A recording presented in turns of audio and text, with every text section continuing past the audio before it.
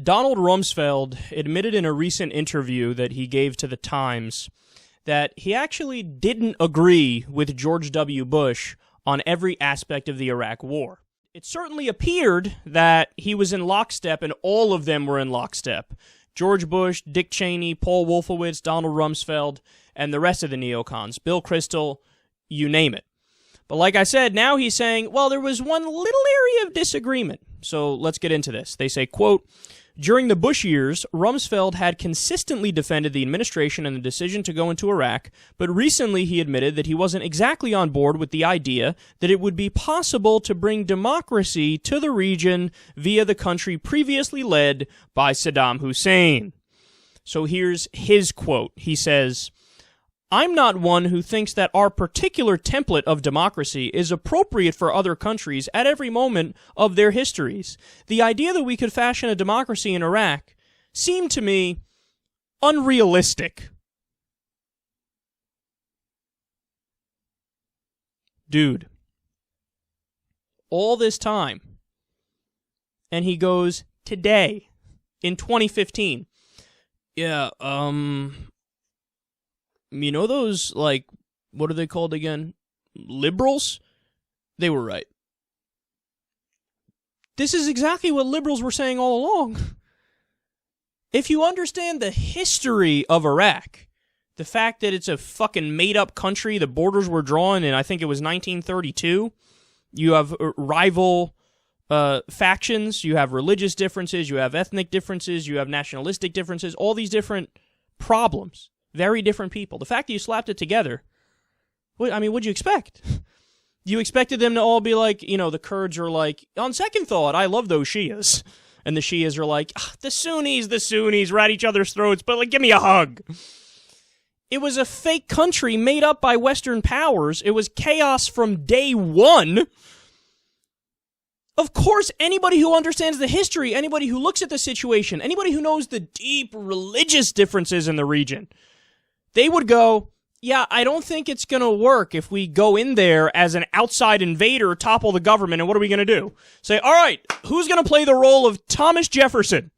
Maliki, you'll be Jefferson? Okay, who wants to be Madison?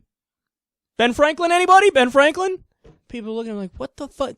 They don't even have an identity which is first and foremost linked up with their country. Take America, for example, but you can use any other, France, whatever country you want. If you talk to somebody from there, the first thing they'll say is, yes, I am French, yes, I am American. If you talk to somebody from, depending on where you go in Iraq, chances are they're going to say, yeah, I'm Kurdish. They're not going to say, I'm Iraqi, even though they live in Iraq. They're going to say, no, I'm Kurdish, I am from Kurdistan, which is what we view more as our state. Yeah, I'm a Shia. There's my allegiance. I'm a Sunni. How about that?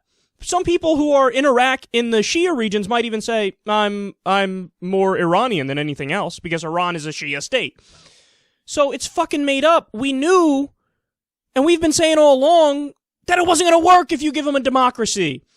Okay? And by the way, we haven't even breached the conversation of whether or not we have a right to just go around the world and try to dictate to places what kind of government they should have. If the Iraqi people rose up themselves and created a democracy for themselves, that's a different conversation. If they do that, fine, I support them, whatever. I got nothing to do with that.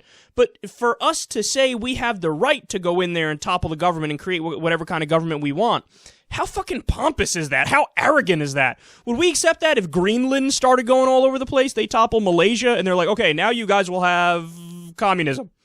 We'd be like, what are you doing, Greenland? Mind your fucking business. What are you, crazy? Imagine if Iran started doing that. They topple all these governments. All right, well, now we're now changing this government to a fascist government. We'd be like, okay, stop. You can't do that. We're not going to allow you to do that. But when we do it, we're like, everybody sit down and shut up. We're allowed to do this. So, thank you, Donald, for finally admitting that we're right, but understand, man, every single reason has fallen for the Iraq War. First, what was it? Saddam did 9/11. Saddam did 9/11, he did 9/11, we must attack now. Turns out, that was absolute horseshit. Then it was, Saddam has weapons of mass destruction.